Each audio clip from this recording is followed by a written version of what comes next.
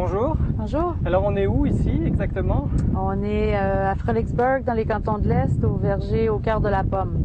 Donc ici c'est votre verger, c'est ça? On est dans le verger, on est dans une partie peut-être entre les arbres plus anciens puis des arbres que vous avez plantés cette année, c'est ça? C'est ça. On est dans notre verger, on a deux parcelles. Le verger est divisé en deux par la rivière au Brochet, donc on a toute une section de ce côté-ci, puis on a une section qui est de l'autre côté de la rivière. Et effectivement, cette année, on a commencé à faire des plantations pour renouveler les vergers qui sont plus anciens. Donc, on a planté à peu près 1000 pommiers cette année, au printemps. Ça vous fait combien de pommiers au total actuellement? Avec ça, on est à près de 4000. OK. Puis c'est un verger familial? Oui, c'est une entreprise familiale. En fait, mes parents sont arrivés ici au début des années 80, à l'hiver 82. Et il y avait une toute petite parcelle de verger qui avait été plantée par l'ancien propriétaire, en fait par un producteur qui avait loué la parcelle de l'ancien propriétaire. Et quand mes parents ont acheté, comme on ne pouvait pas diviser la terre, ils ont récupéré cette petite parcelle de verger-là et ils ont augmenté les plantations dans les années 80, là, au milieu des années 80, puis tout en travaillant à temps plein à Montréal à la fois. Là, mais mon père aimait beaucoup ça, donc il a planté presque tout le verger qu'on a ici aujourd'hui. Puis moi, je suis arrivée en 2000. OK. Puis aujourd'hui, l'activité principale du verger?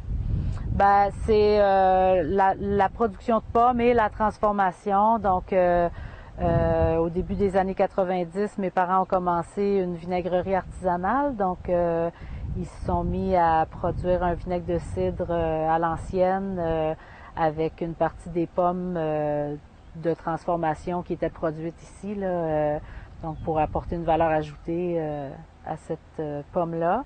Alors, il y a 30% du revenu de la ferme qui est lié à la vente de pommes fraîches en vrac qui va sur les marchés de la grande distribution, puis 30% qui est lié à la transformation du vinaigre de cidre qu'on distribue en gros dans les magasins d'aliments naturels, et l'autre 30% qui est autour de la vente à la ferme, là, le kiosque à la ferme à l'automne quand les gens viennent faire de l'autocueillette puis acheter les produits directement ici. C'est quoi une vinaigrerie artisanale? C'est là où on fait le vinaigre. Donc, c'est un peu comme un chai dans le vin, mais on fait une étape de plus. Donc, on utilise de la pomme cueillie. Alors, il n'y a pas de pomme tombée qui entre dans notre procédé. On lave la pomme, elle est pressée, on obtient un jus brut. Et ce jus-là est d'abord fermenté en cidre alcoolisé. Et ensuite, il y a un deuxième procédé de fermentation qui va faire que l'alcool va se transformer en acide acétique, donc en vinaigre. Et c'est un procédé qui prend presque 2 ans parce qu'on a une première fermentation qui est assez lente dans un environnement qui est plutôt frais. Et ça prend beaucoup de mois à faire le cidre d'abord pour être capable d'aller chercher tous les arômes de la pomme. Et ensuite, la deuxième fermentation qui est encore un peu plus longue. Et puis, il y a toute une période de vieillissement avant d'embouteiller. On entend beaucoup parler des bienfaits du vinaigre de cidre. Est-ce que votre vinaigre de cidre a des bienfaits? Est-ce qu'il a une façon particulière d'être produite qui lui permet de garder toutes ses saveurs ou tous les éléments? Ben, en fait, ce qui caractérise un vinaigre de cidre artisanal comme nous on fait, c'est qu'il est non filtré, non pasteurisé.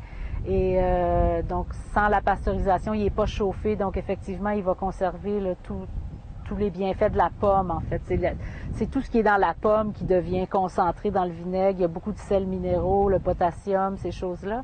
Donc, la littérature prétend que le vinaigre de cidre a des bienfaits au niveau de la digestion. C'est un anti-inflammatoire naturel.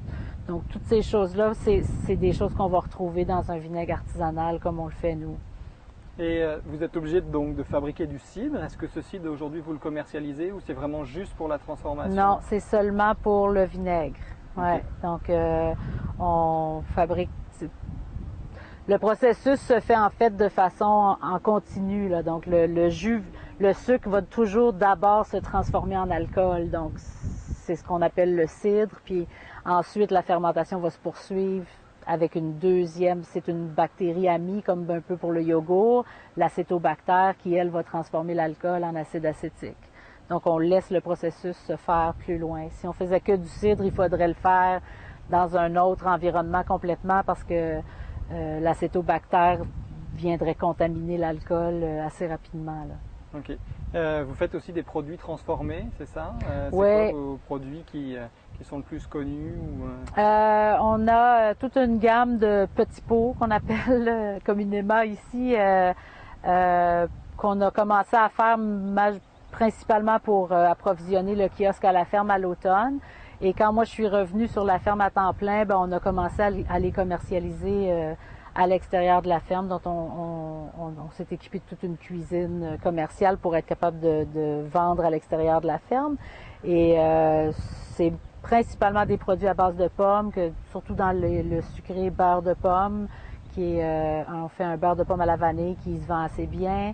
Les gelées de pommes de différentes variétés, les confitures à l'automne, pommes et fraises, pommes framboises, pommes bleuets. Et on a, avec le vinaigre de cidre, développé toute une gamme de produits plutôt marinades, là. Donc les confits d'oignons, confits de poivrons, relish de zucchini pommes. On a des moutardes aromatisées qu'on fabrique. Donc c'était pour donner une valeur ajoutée à notre produit de base qui était le vinaigre de cidre. OK. Et vous aviez aussi lancé, c'est peut-être il y a 1 an ou 2, le principe de pouvoir s'abonner ou de parrainer un arbre. Oui, en fait, c'est la nature dans votre courrier, c'est un principe de location de pommiers. Ça fonctionne sur une année complète. Donc, les gens peuvent louer un pommier, devenir pommiculteurs amateurs pour l'année. Ils reçoivent un certificat qui leur dit qu'ils sont pommiculteurs chez Au Cœur de la Pomme pour l'année. Et ensuite, on envoie des rapports avec des photos qui expliquent les travaux qu'on fait dans le verger à chacune des saisons. Les gens pensent souvent que la pomme, l'arbre est là, la pomme pousse, on ramasse ça à l'automne, c'est fini. Mais on travaille dans le verger à l'hiver, on fait de la taille pour contenir les arbres, pour structurer les pommiers. Donc, il y a toujours des travaux à chacune des saisons. Alors, il y a un rapport qui est envoyé à l'hiver, au printemps, puis à l'été. Puis à l'automne, les gens reçoivent la récolte à la maison. OK, parfait. Puis si les personnes viennent pour vous visiter à Frelichburg, c'est quoi que vous avez comme produit du terroir ou de choses à voir dans la région que vous recommanderiez? Bien, dans la région, c'est certain qu'à l'automne, nous, on est ouvert plutôt à l'automne. La boutique, dans le temps des pommes, ils peuvent venir faire de l'autocueillette puis nous visiter. Et on est en plein cœur de la route des vins, donc il y a plusieurs vignobles à voir autour. À Frelichburg même, le village, juste voir le village, c'est un événement, c'est beau, mais on est reconnu pour la tarte au sirop d'érable qui est offerte aux sucreries de l'érable en plein cœur du village. Puis à l'épicerie juste en face, ils font un saumon fumé à l'érable qui est aussi, les gens viennent de loin pour se procurer ça aussi, donc c'est nos produits vedettes. Et vous m'avez parlé d'un dépanneur, mais là qui nous fait voyager plus. En fait, on a un producteur exotique, Nora Hamdi, qui est propriétaire du petit dépanneur de la place, qui est au centre du village, et elle est d'origine berbère, puis elle a une ligne de produits berbères. Donc la maison berbère, elle offre des citrons confits, de la harissa maison, toute une gamme d'épices à tagine, donc d'épices à cuisson pour faire des mets de l'Afrique du Nord. Merci beaucoup. Ça fait plaisir.